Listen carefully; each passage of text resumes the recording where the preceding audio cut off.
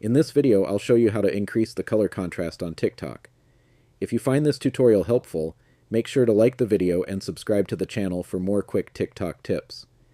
Increasing color contrast can make text and visuals easier to see, especially if you have low vision or just prefer higher clarity on your screen.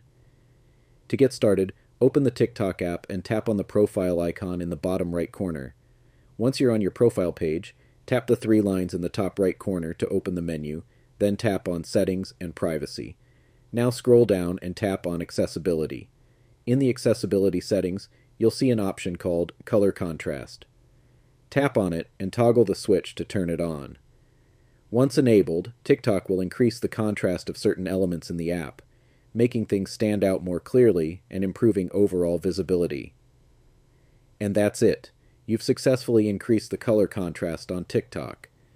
If this guide helped you, don't forget to like the video and subscribe for more simple TikTok tutorials.